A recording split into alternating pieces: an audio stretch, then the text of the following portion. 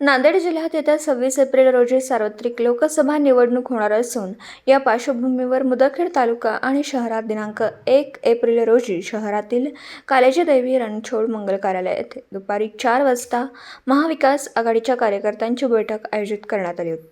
यावेळी महाविकास आघाडीचे उमेदवार माजी आमदार वसंतराव चव्हाण यांनी उपस्थित कार्यकर्त्यांना मार्गदर्शन करताना विभिन्न विषयांवर चौफेर टीका करताना भारताचे पंतप्रधान नरेंद्र मोदी यांच्यावर टीका करताना मोदी की गॅरंटी नसून भारत सरकारची गॅरंटी असं वक्तव्य केलं पाहिजे, परंतु तसं दिसत आणि सामान्य लोकांचे न्यायासाठी उठणारा आवाज दाबला जातो आणि कोणीही न्यायासाठी समोर येत नाही। किती दुर्दैवी असून पोषक लोकशाहीसाठी घातक असल्याचं प्रतिपादन केलं। या कार्यक्रमादरम्यान काँग्रेस पक्षाने तालुका अध्यक्ष म्हणून प्रतापराव देशमुख, मुदखेड शहर अध्यक्ष म्हणून माजी नगरसेवक तथा समाजकारणामध्ये अग्रेसर असलेले कैलासअण्णा गोडसे, तालुका कार्याध्यक्ष म्हणून महम्मद गौस शेख नबी, तालुका उपाध्यक्ष संतोष पाटील गाढे, दामोदर पाटील गुळेवाळ, शहर उपाध्यक्ष सूर्यकांत चौंदते, शहर सचिव अतिक अहमद यांची नवीन कार्यकारिणीमध्ये समावेश करण्यात आला। एमआयएम पक्षाचे नेते इलियास अब्बासी यांचा काँग्रेस पक्षाचे जिल्हाध्यक्ष बी.आर. कदम यांनी काँग्रेस पक्षाची दस्ती आणि हार टाकून प्रवेश करून घेतला। यावेळी काँग्रेस पक्षाचे प्रभारी जिल्हाध्यक्ष बी.आर. कदम,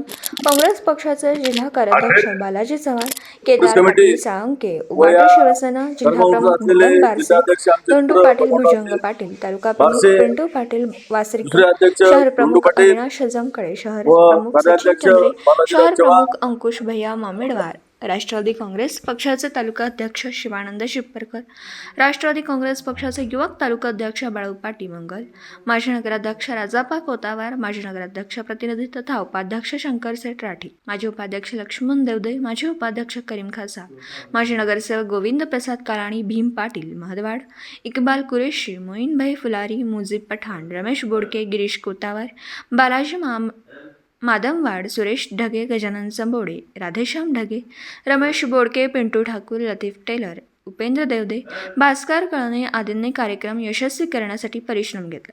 तर कार्यक्रमाचं सूत्रसंचालन बालाजी पाटील गाडे यांनी केला, तर आभार नवनियुक्त शहर उपाध्यक्ष सूर्यकांत चौंदते यांनी केला। तालुका मुदखेड, जिल्हा नांदेडहून प्रतिनिधी अतिक अहमद।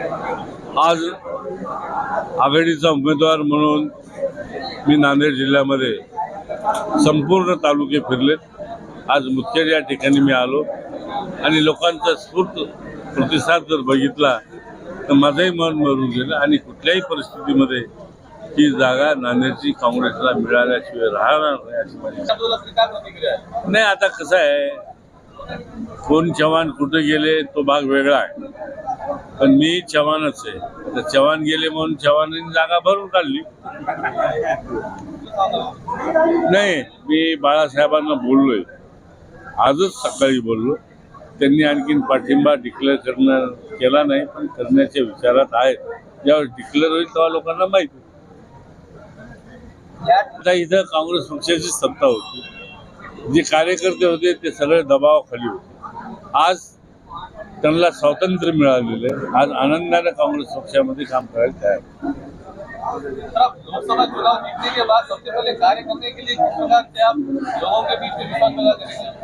डबल लोकसभा का चुनाव जीतने के बाद 2014 का जो लोकसभा चुनाव है बहुत ही खतरनाक कुशल भी जा रहा है, क्योंकि अभी तक जो है तो नांदेड़ जिले के अंदर चौहान साहब के द्वारा पूरे लोग उन पर विश्वास करते हुए यहाँ पर उनके विश्वास दिलाते हुए जिताते थे, लेकिन आपको यहाँ पर स्थानीय स्तर पर जाते हुए बहुत सारे प्रकार की चुनौतियों का सामना करना पड़ रहा है।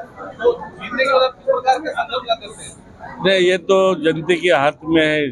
चुनाव जीतना या जिताना तो जनता ठहराएगी। और जीतने के बाद हमकी तो उम्मीद है, खासदार बनने के बाद ये नांदेड़ लोकसभा मतदार संघ के बारे में, विकास के बारे में जो भी सुविधा यहाँ पे अभी कम है। मैं जैसे बोला, अभी भी कुछ लोगों के लिए, मजदूरों के लिए इंडस्ट्री चाहिए, वो इंडस्ट्री लाना बहुत जरूरी है।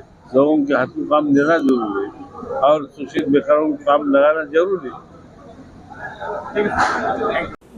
दिवसभरातील घडामोडींचा आढावा घेण्यासाठी पाहत रहा N24 मराठी न्यूज चॅनल।